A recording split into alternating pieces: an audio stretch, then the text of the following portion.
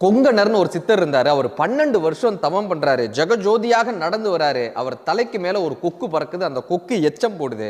கொங்கணருக்கு கோபம் வருது. முறைச்சு பார்க்கறாரு. கொக்கு எரிஞ்சிருச்சு. இவர் ஒரு வீட்டின் வாசல்ல வந்து நிக்கிறாங்க. பிக்ஷாந்தேகின்னு கேட்கிறாரு. கிட்டத்தட்ட ஒரு 1/4 மணி நேரம், அரை மணி நேரம் ஆனதுக்கு அப்புறம் கூட வீட்டில இருந்து அந்த இல்லத்தரசி வெளியே வரல.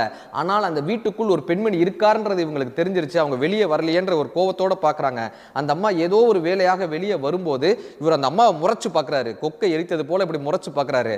அந்த அம்மா சிரிச்சுக்கிட்டே கேட்கறாங்க, கொக்கென நினைத்தாயோ கொங்கணவான்றாங்க. இப்ப இவர் அதிர்ந்துட்டார். கொங்கணன்னு தன்னுடைய பேரை தெரிந்தது மட்டுமல்லாமல் தான் கொக்கெரித்த கதை இவர்களுக்கு எப்படி தெரியும்?